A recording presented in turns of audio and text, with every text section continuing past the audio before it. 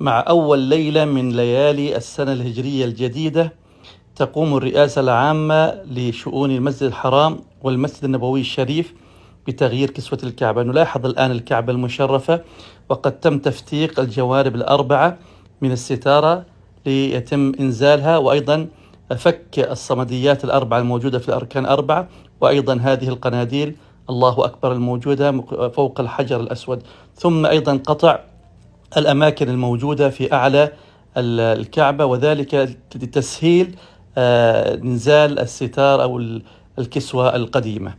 نلاحظ الآن إخراج الكسوة الجديدة من مجمع الملك عبد العزيز لكسوة الكعبة، والذي يصنع فيه هذا المجمع خاص لصناعة الكسوة الشريفة للكعبة المشرفة، حيث يتم نقلها من خلال مراسم رائعة وتليق بكسوة الكعبة تعظيما لهذا البيت. ومن يعظم شعائر الله فإنها من تقوى القلوب.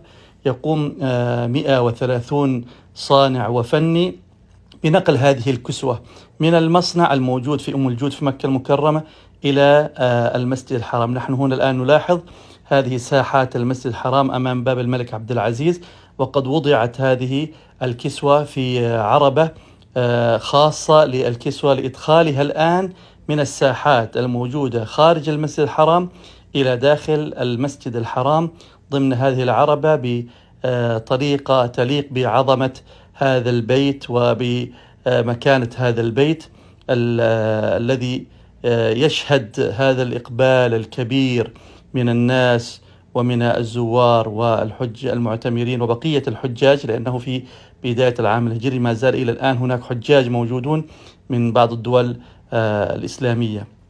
هذا الآن المراسم التي سيسلم فيها هذه الكسوة الجديدة الآن لمن سيقوم بإلباس الكعبة المشرفة هذه الكسوة. الآن نلاحظ الكسوة القديمة تم تجهيزها للإنزال. طبعا لا يتم إنزالها مباشرة، إنما يقوم أولا بفتح الكسوة الجديدة وتهيئتها وتجهيزها ثم رفعها كما سنشاهد الآن.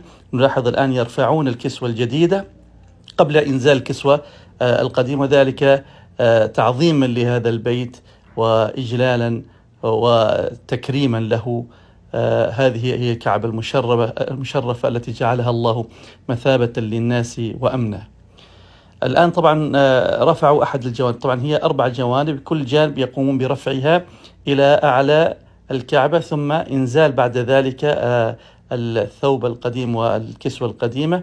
هذه نلاحظ الآن هذه الكسوة القديمة التي أنزلوها من تحت الكسوة الجديدة، يقومون بلفها وجعلها أيضا في العربة التي جاءت بنفس الكسوة الجديدة.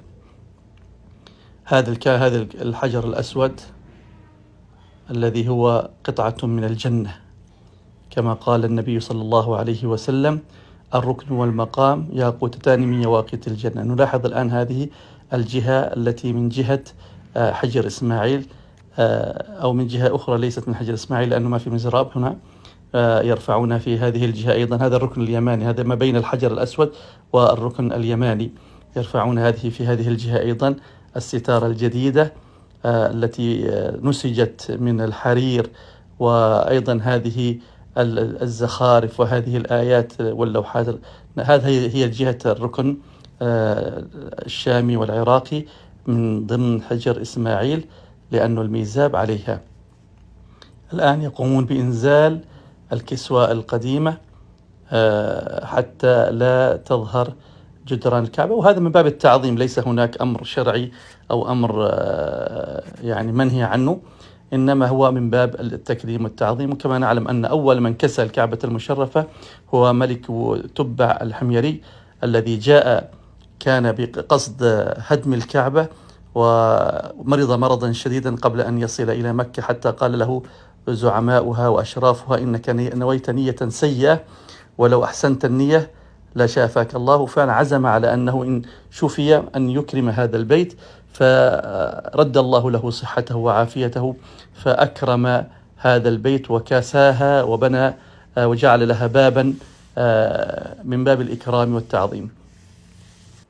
كتبت على هذه الكسوة لا إله إلا الله محمد رسول الله، سبحان الله وبحمده، سبحان الله العظيم، يا حنان يا منان يا الله.